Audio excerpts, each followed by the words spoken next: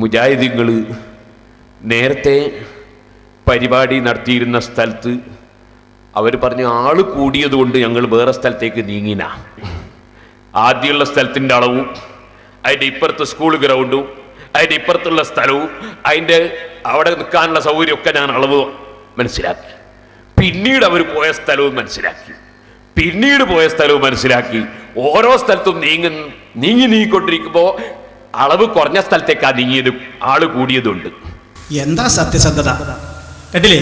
നമ്മൾ പരിപാടി നടത്തിയ ആദ്യ പരിപാടി മുതൽക്ക് അവിടുന്ന് അങ്ങോട്ട് പിന്നെ ഓരോ പരിപാടിയും അളവ് കൂടിയ സ്ഥലത്ത് നിന്ന് ആൾക്കാർ കൂടിയത് കൊണ്ട് നമ്മളിപ്പോ ആൾക്കാർക്കൊന്നും ഇരിക്കാൻ സൗകര്യമില്ലാത്ത ഇടുങ്ങിയ പ്രദേശങ്ങളിലേക്ക് ഇങ്ങനെ വന്നുകൊണ്ടിരിക്കുകയാണ്. കാരണം മൂപ്പരിപ്പോ നമ്മളെ 8ാമത്തെ ഗണനാണല്ലോ. 7ാം ഗണനത്തിൽ അത് പറയുന്നത് 7 ഗണനത്തിന്റെ സ്ഥലവും കോൽക്കാരനാളെന്നോ. അളവ് മനസ്സിലാക്കി ആ പണിയാ. അങ്ങനെ അളവ് മനസ്സിലാക്കിയിട്ട് ഇങ്ങനെ മൂപ്പര് നടക്കുക. കിതാബോധി പഠിക്കണം. ഇവിടെ നിങ്ങൾ പ്രസംഗിച്ചില്ലേ, അതാ കാസർഗോട്ട് മുതൽ തിരുവനന്തപുരം വരെയുള്ള സർവ്വ മൗലവിമാരും വന്നില്ലേ ഇവിടെ, സർവ്വ മുജാഹിദീങ്ങളും വന്നില്ലേ ഇവിടെ. അങ്ങനെ ആളുകൾ ഇങ്ങനെ ധാരാളമായി കൂടുന്നത് കണ്ടപ്പോ വിഷമമുണ്ടല്ലേ? നിങ്ങൾ എത്ര കരഞ്ഞു പറഞ്ഞു നോക്കി. ഈ മൗലവിയുടെ CD, മൗലവിമാരുടെ CD കേട്ടുപോകരുത് ഉമ്മമാരേ. നിങ്ങൾ നരകത്തിലേക്ക് പോകണ്ട ഉമ്മമാരേ എന്ന് നിങ്ങൾ എത്ര കരഞ്ഞു പറഞ്ഞു നോക്കി. ഇതാ നിങ്ങളുടെ ഏത് പ്രചരണങ്ങളുടെയും മതിൽക്കെട്ടുകളെ ചവറ്റുകെട്ടിയിലേക്ക് വലിച്ചെറിഞ്ഞുകൊണ്ട് ജനങ്ങൾ ഇങ്ങോട്ട് ഒഴുകിയെത്തുമ്പോ സഹിക്കാനാകുന്നില്ല അല്ലേ? പ്രിയപ്പെട്ടവരെ, നിങ്ങൾ ചിന്തിക്കണം. അപ്പൊ മൂപ്പര് പറഞ്ഞത് എന്താ?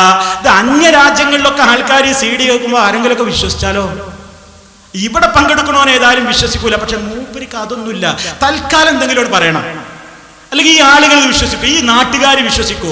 ആള് കുറഞ്ഞ സ്ഥലത്തേക്ക് ഇങ്ങനെ വരും. അപ്പൊ നമ്മൾ 1ാം പരിപാടിക്ക് ഇപ്പോ ഇതിപ്പോ 8ാമത്തെ ഗണന, 8ാമത്തെ ഗണനത്തിനുള്ളതിനേക്കാൾ ഗംഭീരമായ ജനക്കൂട്ടായിരുന്നു 1ാം പരിപാടിക്ക്. ഇപ്പൊ കുറഞ്ഞതാ, കുറഞ്ഞ് നമ്മളിപ്പോ എവിടെ വന്ന് നിൽക്കണേ? മൂപ്പരിക്ക് വലിയ വിഷമം. ഇടക്കിടക്ക് മൂപ്പര് പറയുന്നുണ്ട്, മൗലവി ഇവിടെ വന്നിട്ട് കള്ളുഷാപ്പിന്റെ അടുത്തുനിന്ന് പ്രസംഗിക്കാണ്. ആ കള്ളുഷാപ്പിന്റെ അടുത്ത് നിന്ന് പ്രസംഗിച്ച പ്രസംഗത്തില് മൗലവി പറയുന്നത് എന്താണെന്നറിയോ? ഇപ്പോൾ ഒന്നുകൂടി കള്ളുഷാപ്പിന്റെ അടുത്തിട്ടാണ് സ്റ്റേജ് കെട്ടിയതെന്നാണ് അറിവ്. ഇരിക്കട്ടെ, ആ കള്ളുഷാപ്പിന്റെ അടുത്ത് നിന്ന് പ്രസംഗിച്ച പ്രസംഗത്തില് മൗലവി പറയുന്നത് എന്താണെന്നറിയോ?